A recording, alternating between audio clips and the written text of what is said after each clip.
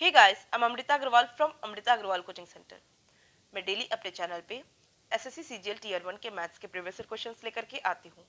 आप सबको SSC CGL tier 1 के मैथ्स के प्रीवियस ईयर क्वेश्चंस सब एक जगह मिल सके, इसके लिए मैंने एक प्लेलिस्ट बनाया है जिसमें मैंने अभी तक जितने भी एसएससी सीजीएल टीयर 1 के मैथ्स के प्रीवियस ईयर क्वेश्चंस दिए हैं और आगे दूंगी, उन सबकी लिंक उस प्लेलिस्ट में मिलेगी। और प्लेलिस्ट की लिंक मिलेगी आपको आई बटन पे और डिस्क्रिप्शन बॉक्स में। आपको आई बटन पे और डिस्क्रिप्शन बॉक्स में एसएससी सीजीएल टीयर 2 के मैथ्स के प्रीवियस ईयर पेपर के सॉल्यूशन के प्लेलिस्ट की लिंक मिलेगी। और आपको ज्योमेट्री में आए हुए जितने भी एसएससी के क्वेश्चंस मैंने सॉल्व करवाए हैं और आगे करवाऊंगी, उन सबके सॉल्यूशन के प्लेलिस्ट की लिंक भी मिलेगी जो आपके एग्जाम के रिगार्डिंग इंपॉर्टेंट है। तो अभी मैं आपके लिए एसएससी सीजीएल टीयर 1 में आए हुए कुछ क्वेश्चंस लेकर के आई हूँ जो आपके एग्जाम में बहुत ज़्यादा बार पूछे जाते हैं। तो स्टार्ट करते हैं। क्वेश्चन है, D is the midpoint of side BC of a triangle ABC. Point E lies on AC such that CE equal to 1/3 AC. BE and AD intersect at G. What is AG upon GD?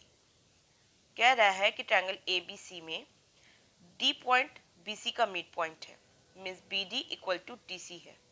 कह सकते हैं BD ratio DC equal to 1:1। आगे आपसे कह रहा है कि side AC में E पॉइंट इस प्रकार है कि CE equal to 1/3 AC, means CE ratio AC equal to 1:3। आगे आपसे कह रहा है कि BE और AD का इंटरसेक्टिंग पॉइंट है G। तो BE और AD एक दूसरे को G पॉइंट पे इंटरसेक्ट करते हैं, तो बताइए कि AG अपॉन GD मीन्स ये AG अपॉन GD क्या होगा। AG रेशियो GD मैं बोल सकती हूँ इसको। ये पूछ रहा है कि क्या होगा। अब ध्यान दीजिए कि आपसे क्वेश्चन ट्रायंगल पे बेस्ड कर रहा है। दो इक्वेशन आपको रेशियो पे दे के रखा है, तीसरा आपसे दो साइड का रेशियो ही पूछ रहा है। तो इस क्वेश्चन को देख के लग रहा है कि यहाँ सिमिलैरिटी रूल अप्लाई होना चाहिए। और आपको पता होगा कि अगर AG अपॉन GD बोल रहा है तो ये कुछ इस तरीके से ट्रायंगल बन रहा है जब एक ट्रायंगल सिमिलर हो दूसरे ट्रायंगल के और दूसरा ट्रायंगल इस बड़े ट्रायंगल के अंदर ही बना हो। तो ऐसे में ये साइड डिवाइडेड बाय ये साइड इक्वल होता है ये साइड डिवाइडेड बाय ये साइड के। और ऐसा भी कंडीशन होता है कि जो तीसरी साइड होती है ना, इसकी तीसरी साइड के पैरेलल होती है। मतलब क्या हुआ कि मुझे AG upon GD find out करना है, तो मुझे AGE इस ट्रायंगल के सिमिलर ट्रायंगल देखना होगा जो AD पॉइंट से ही करके बने और जो कि GE के पैरेलल उस ट्रायंगल की तीसरी साइड हो। अब D पॉइंट से अगर मैं यहाँ देखती हूँ तो DC तो इसके पैरेलल हो नहीं सकती है जो GE के पैरेलल हो DC, ऐसा पॉसिबल ही नहीं है क्योंकि B पॉइंट को आगे बढ़ा के DC बना, B पॉइंट को आगे बढ़ा के GE बना और दो साइड दो लाइन एक दूसरे के पैरेलल तब होंगी जब एक दूसरे को वो कभी इंटरसेक्ट ही ना करें। और यहाँ तो साफ दिख ही रहा है कि एक दूसरे को इंटरसेक्ट कर रही है B पॉइंट पे, तो ये तो इसके पैरेलल नहीं है। तो मुझे अपनी तरफ से एक पैरेलल लाइन ड्रॉ करनी पड़ेगी। मीन्स क्वेश्चन में जितने भी साइड्स दिए हुए हैं वहाँ पे कोई भी साइड GE के पैरेलल नहीं है। तो ऐसे कंडीशन में मुझे GE के पैरेलल D पॉइंट से एक साइड बनानी पड़ेगी जो कि यहाँ पे अगर पैरेलल लाइन ड्रॉ करेंगे तो वो P पॉइंट पे AC पे कट कर रही है, तो ये है P पॉइंट। अब मुझे क्लियर हो गया है कि ये ट्रायंगल इस ट्रायंगल के सिमिलर है और AG अपॉन GD इक्वल होगा AE अपॉन EP के, means AG upon GD equal होगा AE अपॉन EP के। अब मुझे इसकी वैल्यू पता चल जाए, इसके रेशियो की वैल्यू पता चल जाए तो मैं बता दूंगी कि AG अपॉन GD क्या होगा। अब इसकी वैल्यू कैसे निकलेगी, देखिए आपसे ये तो कहा हुआ है कि CE इक्वल टू 1/3 AC है। मीन्स जो CE है, अगर मैं AC को देखूं, अगर AC पूरा 3 हो तो CE क्या होना चाहिए, 1 यूनिट होना चाहिए। अगर AC 3 है तो CE 1 यूनिट होना चाहिए, और इस प्रकार AE मुझे क्या मिल जाएगा, 2 यूनिट मिल जाएगा। तो मैं AE का रिलेशन EC से तो बता सकती हूँ, लेकिन P पॉइंट तो मैंने अपनी तरफ से पाया है ना, मतलब इसको पैरेलल लेकर के, तो EP की दूरी क्या होगी ये तो मुझे एग्जैक्ट दिख नहीं रही है।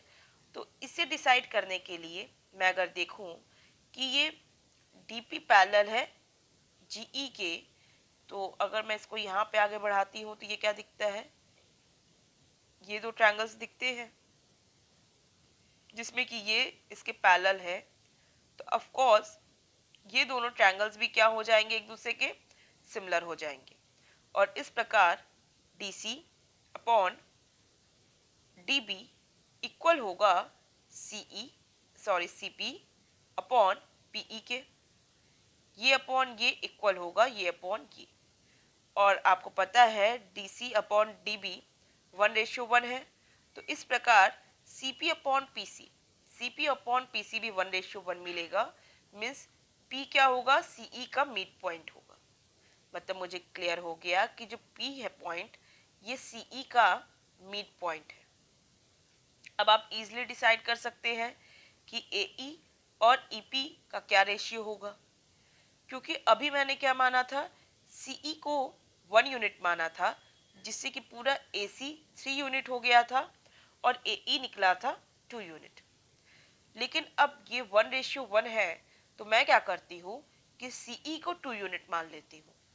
अब जब CE को 2 यूनिट मानूंगी तो ये क्या हो जाएगा, पूरा कंप्लीट ये 6 यूनिट हो जाएगा, और AE कितना यूनिट मिलेगा, मुझे 4 यूनिट मिलेगा। और क्योंकि मुझे क्या फाइंड आउट करना है, मुझे AG अपॉन GD जो कि AE अपॉन EP के इक्वल है, किसके इक्वल होगा, AE की जगह 4 रख देंगे, और EP क्योंकि EC का मिड पॉइंट ही है तो EP क्या हो जाएगा, 1 यूनिट हो जाएगा। तो मुझे क्या वैल्यू मिल जाएगी, 4:1, मीन्स सेकेंड ऑप्शन। काफ़ी डिटेल में मैंने एक्सप्लेन किया है, इस वजह से इतना टाइम लगा है। अदरवाइज ये क्वेश्चन देख के ही आप बहुत जल्दी से वैल्यू फाइंड आउट कर सकते हैं कि आपको इसका रेशियो फाइंड आउट करना है, और आपको क्या करना होगा, इसके एक पैरेलल लाइन ड्रॉ करनी पड़ेगी, और इस प्रकार इसका और इसका रेशियो निकालना पड़ेगा। और आप जान रहे हैं कि अगर मैं इसको आगे बढ़ाती हूँ तो इस तरीके से मुझे जो दोनों ट्रायंगल मिलता है, ये दोनों भी सिमिलर ट्रायंगल ही होगा, और ये अगर 1 और 1 रेशियो में है तो ऑफ कोर्स ये और ये 1 रेशियो में ही होगा, 1:1 रेशियो में होगा। और जब ये 1:1 रेशियो में होगा तो ये पूरी यूनिट 2 यूनिट होगी, कंप्लीट यूनिट 6 यूनिट होगी, ये 4 यूनिट हो जाएगी। इस प्रकार मुझे AE अपॉन EP मिलेगा मुझे 4:1, जो कि AG अपॉन GD के इक्वल होगा। बस इतना ही समय लगेगा आपके एग्जाम में। मुझे एक्सप्लेन करना था आपको सारे पॉइंट्स, इसी वजह से इतना टाइम लिया, अदरवाइज इतने ही समय में आप कैलकुलेट करके वैल्यू फाइंड आउट कर सकते हैं। आई होप सबको क्लियर है। अगर किसी को कोई डाउट लगता है तो आप मुझे कमेंट बॉक्स में दीजिएगा। अब मैं नेक्स्ट क्वेश्चन पे चलती हूँ। क्वेश्चन है, triangle ABC is a right angle at B. BD is the altitude intersecting AC at D. If AC equal to 9 cm, CD equal to 3 cm, then find the measure of AB. कह रहा है कि triangle ABC में angle B right angle है, और कह रहा है कि BD एल्टीट्यूड है AC पे, मीन्स BD परपेंडिकुलर है AC पे। तो इस प्रकार यहाँ 90 डिग्री का एंगल बनेगा, और आपको पूरे AC दिया है 9 सेंटीमीटर का, और कह रहा है कि CD ये 3 सेंटीमीटर की लेंथ है। तो बताइए कि AB की लेंथ क्या होगी। देखिए, आपको जब ट्रायंगल ABC में ये 90 डिग्री है, तो अगर मैं इस एंगल को थीटा मानती हूँ तो ऑटोमेटिक ये एंगल क्या हो जाता है, 90 माइनस थीटा हो जाता है। किसी को कोई डाउट नहीं होगा, किसी भी ट्रायंगल के तीनों एंगल्स का सब 180 डिग्री होता है। अगर ये 90 डिग्री है, ये थीटा है, तो ये 90 माइनस थीटा होगा। अब क्योंकि BD एल्टीट्यूड है AC पे, मीन्स ये परपेंडिकुलर है यहाँ AC पे, तो अगर मैं इस ट्रायंगल को देखूं तो इस ट्रायंगल में ये 90 डिग्री है, ये 90 माइनस थीटा है, तो ऑफ कोर्स ये एंगल थीटा डिग्री का होगा। और अगर मैं इस ट्रायंगल को देखूं तो इस ट्रायंगल में ये 90 डिग्री है, ये थीटा एंगल है, तो ये क्या हो गया, 90 माइनस थीटा हो गया। तो मैं क्या देख रही हूँ कि इस ट्रायंगल में भी एक एंगल थीटा, दूसरा एंगल 90 माइनस थीटा, तीसरा एंगल 90 डिग्री। इस ट्रायंगल में भी देख रही हूँ तो एक एंगल थीटा, दूसरा एंगल 90 माइनस थीटा और तीसरा एंगल 90 डिग्री। और मैं होल कंप्लीट एंगल में भी ट्रायंगल में देख लूँ तो यहाँ पे भी क्या है, एक एंगल थीटा, एक एंगल 90 माइनस थीटा और एक एंगल 90 डिग्री। इसका मतलब ये तीनों ही ट्रायंगल्स जो है ना, वो तीनों ही ट्रायंगल्स एक दूसरे के सिमिलर है। ठीक है, अब मुझे कौन दो ट्रायंगल को सिमिलर अप्लाई करके ए बी की वैल्यू फाइंड आउट करनी चाहिए, तो मैं देखूं तो मुझे क्या दिखता है कि यहाँ पे अगर मैं इस ट्रायंगल को लूंगी ही लूंगी क्योंकि मुझे ये साइड चाहिए, और अगर मैं whole complete A B C triangle को ले लेती हूँ तो वहां भी एक कॉमन साइड ए बी मिल जाती है। ठीक है, कंप्लीट ए बी सी को लेने से क्या मिलेगा, मुझे ये 9 सेंटीमीटर मिल जाएगा जिससे कि मैं ए बी की वैल्यू फाइंड आउट कर पाऊंगी। दूसरा, अगर ये अगर ट्रायंगल मैं लेती हूँ तो क्योंकि ये लेंथ 3 सेंटीमीटर है और ये कंप्लीट लेंथ 9 सेंटीमीटर है, तो ये लेंथ मुझे 6 सेंटीमीटर मिल जाएगी। तो इसकी हेल्प से भी मैं इस साइड को फाइंड आउट कर पाऊंगी। मीन्स ओवरऑल मैं अगर इस ट्रायंगल और ये होल ट्रायंगल को सिमिलर लेती हूँ तो फिर मुझे इस प्रकार मिलेगा रेशियो में वैल्यू। जैसे कि अगर मैं इस ट्रायंगल को देखूं तो 90 डिग्री के सामने वाला क्या है, ए बी है। ठीक, और अगर मैं कंप्लीट ट्रायंगल को देखूं तो यहाँ 90 डिग्री के सामने वाली साइड क्या है, ए सी है। तो ए बी अपॉन ए सी हुआ, ये 90 डिग्री के सामने के लिए हुआ। दूसरा मैं क्या ले लेती हूँ, ये थीटा के अकॉर्डिंग ले लेती हूँ क्योंकि मुझे यहाँ पे ये ए डी मिल जाएगा। तो थीटा के सामने वाला एंगल देखूं तो मुझे मिल जाएगा ए डी। और अगर इस यहाँ पे थीटा के सामने देखूं, इस पूरे कंप्लीट ट्रायंगल में इस थीटा के सामने साइड देखूं तो क्या हो जाएगा, ए बी हो जाएगा, तो अपॉन ए बी। अब देखिए ये ए बी से क्या हो जाएगा, मल्टीप्लाई हो जाएगा, means A B square equal to होगा A C into A D. और इस प्रकार ए सी मुझे क्या मिला हुआ है, 9, ए डी मुझे 6 मिला हुआ है। 9 इंटू 6 हो गया। अब ए बी निकालना है तो मैं क्या करूंगी, स्क्वायर रूट लूंगी और इस तरीके से मुझे क्या मिल जाएगी, 3√6 इतनी वैल्यू मिलेगी जो कि सेंटीमीटर में होगी।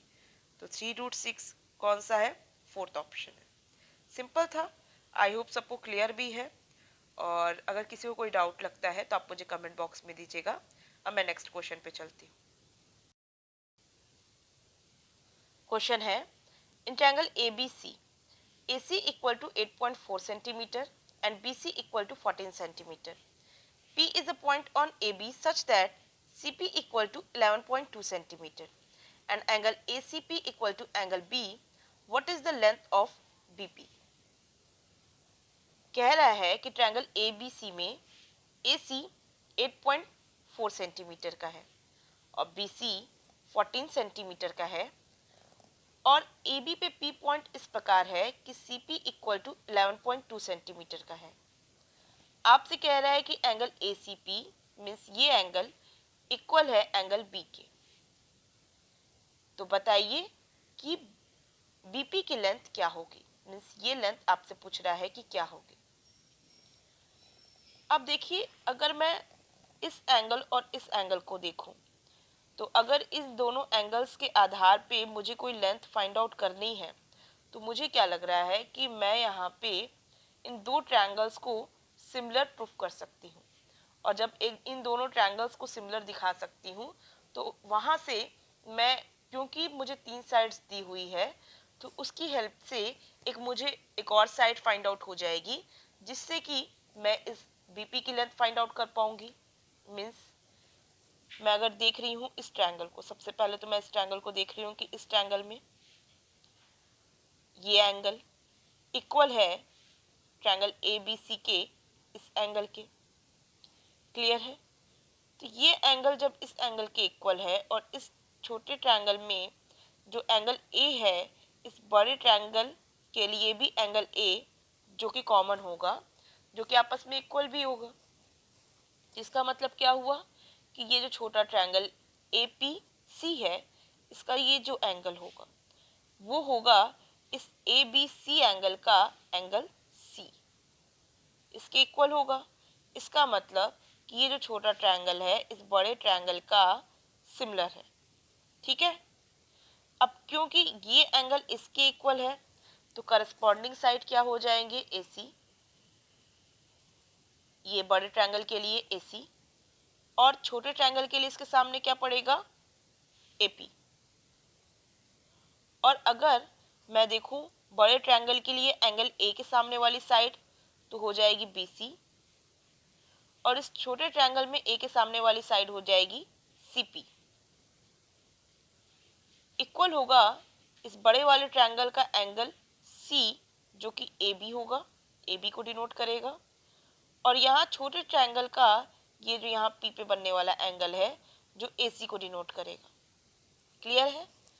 यहाँ पे अगर मैं जो कि मुझे दिया हुआ है ए सी, मुझे ये चीज़ दी हुई है, मुझे बी सी दिया हुआ है, और मुझे क्या दे के रखा है, सी पी दे के रखा है, तो इससे मैं क्या कर सकती हूँ, A P easily find out कर सकती हूँ।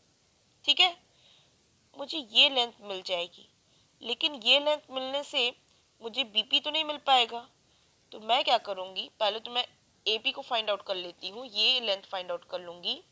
तो इसके बाद मुझे पूरी कंप्लीट ए बी की लेंथ को फाइंड आउट करना पड़ेगा, और जब कंप्लीट ए बी की लेंथ फाइंड आउट हो जाएगी तो उसके बाद मैं ए बी में से ए पी को कर दूंगी माइनस, और इस प्रकार जो माइनस करने के बाद वैल्यू मिलेगी वही होगी बी पी। क्लियर है? सबसे पहले मुझे इसकी हेल्प से ए पी को फाइंड आउट करना होगा। उसके बाद जब मुझे ए पी फाइंड आउट हो जाएगा तो उसके बाद मैं करूँगी ए बी को फाइंड आउट, क्योंकि मुझे ए बी क्लियर पता फाइंड आउट करना है, और ए सी ऑलरेडी दे के रखा हुआ है ना, ए सी यहाँ दे के रखा हुआ है, और बी सी और अपॉन सी पी मैं यहाँ से ले लेती हूँ, ऐसे ही ले लेती हूँ, मतलब कोई ज़रूरी नहीं है, मैं इसके साथ इसको इक्वेट कर सकती हूँ या इसके साथ मैं इसे इक्वेट कर सकती हूँ, और इसके साथ मैं ए बी की वैल्यू फाइंड आउट कर लूँगी। तो सबसे पहले तो मैं इससे फाइंड आउट करने की कोशिश करती हूँ ए पी को। तो देखिए ए पी फाइंड आउट करेंगे तो मैं क्या करूँगी, मैं करूँगी A C upon A P equal to B C upon P C, जिसमें कि मुझे ए पी फाइंड आउट करना है। तो ए पी इक्वल टू क्या हो जाएगा, A C into P C upon B C, और ये क्या होगी वैल्यू, ये होगी ए सी की वैल्यू क्या दी हुई है 8.4, पी सी की वैल्यू क्या दे करके रखी है 11.2, डिवाइड करना होगा बी सी से, बी सी की वैल्यू क्या दे के रखी है 14। अब मैं कट लगाऊंगी, तो जब 14 से यहाँ कट लगाऊंगी तो यहाँ जाएगा 0.6 टाइम्स, और 0.6 को मैं 11.2 से मल्टीप्लाई करूंगी तो मुझे वैल्यू मिल जाएगी 6.72। मीन्स मुझे ए पी की जो लेंथ मिली है वो 6.72 मिली है। तो जब मुझे ए पी की लेंथ क्लियर हो चुकी है जो कि 6.72 है, तो अब मुझे फाइंड आउट क्या करना है, पूरा कंप्लीट ए बी। तो ए बी के लिए मैं क्या करती हूँ, ए बी के लिए मैं कर लेती हूँ बी सी, इस ट्रायंगल में ये बी सी है, बी सी अपॉन इस ट्रायंगल का क्या हो जाएगा पी सी, छोटे ट्रायंगल का, और मुझे क्या लेना होगा, मुझे लेना होगा ए बी, जो बड़े ट्रायंगल का ये एंगल सी के सामने ये ए बी आता है, ए बी अपॉन इस ट्रायंगल छोटे ट्रायंगल के सामने ए सी आएगा। ठीक है? और क्योंकि मुझे ए बी फाइंड आउट करना है तो मैं क्या करूंगी, B C into A C upon P C करूंगी। बी सी की वैल्यू क्या दे के रखा है, बी सी की वैल्यू दे के रखा है 14 into A C 8.4, divided by PC जो कि हो जाएगा 11.2। अब मैं कट लगाऊंगी 14 से 11.2 में, तो ये जाएगा 0.8 टाइम्स। डेसिमल लगा हुआ है ना, इसलिए 0.8 टाइम्स, नहीं तो 112 होता तो 8 टाइम्स में चला गया होता। अब 0.8 से डिवाइड करना है 8.4 में, ये कितने टाइम्स जाएगा? डायरेक्ट तो कट नहीं हो पा रहा है, तो सबसे पहले तो डेसिमल हटा देते हैं, उसके बाद मैं 4 से कट लगाती हूँ। ये 2 टाइम्स जाएगा और ये जाएगा 21 टाइम्स। मीन्स वैल्यू क्या मिलेगी? 21/2 जो कि हो जाएगी 10.5। मीन्स कंप्लीट मुझे ए बी क्या मिला? मुझे मिला 10.5। 10.5 में से 6.72 को माइनस कर दूंगी तो मुझे क्या मिल जाएगा? बीपी मिल जाएगा जो कि होगा 3.78, जो कि सेकंड ऑप्शन है। आई होप सबको क्लियर है। किसी को अगर कोई भी डाउट लगता है तो आप मुझे कमेंट बॉक्स में दीजिएगा। अब मैं नेक्स्ट क्वेश्चन पे चलती हूँ। क्वेश्चन है, in triangle ABC angle B equal to 72 degree, angle C equal to 44 degree, side BC is produced to D. The bisectors of angle B and angle ACD meet at E. What is measure of angle BEC? कह रहा है कि triangle ABC में angle B 72 degree का है, angle C 44 degree का है। BC side को आगे प्रोड्यूस किया गया है D पॉइंट तक, तो ऐसे में एंगल ACD का एंगल बाइसेक्टर और एंगल B का एंगल बाइसेक्टर एक दूसरे को E पॉइंट पे इंटरसेक्ट करता है। तो ऐसे में एंगल BEC मीन्स ये एंगल कितने डिग्री का होगा? तो देख रहे हैं कि ये एंगल अगर 72 डिग्री का है, तो ये अगर एंगल बाइसेक्टर है तो ये एंगल कितने डिग्री का हो गया? 72 का हाफ 36 डिग्री हो गया। यहाँ पे इस एक्सटीरियर एंगल का एंगल बाइसेक्टर है ये, जो कि ई पॉइंट पे इंटरसेक्ट किया है। तो यहाँ पे अगर ये 44 डिग्री है तो एक्सटीरियर एंगल कितने डिग्री का हो गया? 136 डिग्री का हो गया। ये अगर 44 डिग्री है तो ये एक्सटीरियर एंगल 136 डिग्री का हुआ, और एक्सटीरियर एंगल का एंगल बाइसेक्टर है तो इसका मतलब ये एंगल कितने डिग्री का हो गया? ये एंगल हो गया 136 का हाफ मीन्स 68 डिग्री। मीन्स ये एंगल 68 डिग्री, ये एंगल 44 डिग्री, दोनों मिला देंगे इधर एंगल तो कितने डिग्री का हो जाएगा? 112 डिग्री का। 68 प्लस 44, तो इस प्रकार ये एंगल मुझे क्या मिल गया? 112। और ये एंगल मुझे क्या मिला था? 72 का हाफ मीन्स 36। तो बताइए ये एंगल आपसे पूछ रहा है तो ये एंगल कितने डिग्री का हो जाएगा? 180 में से मैं इन दोनों एंगल्स के एडिशन को माइनस कर दूंगी। इन दोनों एंगल्स का एडिशन जो है 36 प्लस 112 मीन्स 148 है। 180 से मैं 148 माइनस करूंगी तो मुझे क्या मिल जाएगा? 32। ओरल वर्क आप कर सकते हैं और इसकी वैल्यू फाइंड आउट कर सकते हैं। Second option is the correct option. I hope सबको क्लियर है। किसी को कोई डाउट होता है तो आप मुझे कमेंट बॉक्स में दीजिए। अब नेक्स्ट क्वेश्चन पे चलते हैं। नेक्स्ट क्वेश्चन कह रहा है, arrange the angles of a triangle from smallest to largest in the triangle where the sides are AB equal to 7 centimeter, AC equal to 8 centimeter and BC equal to 9 centimeter।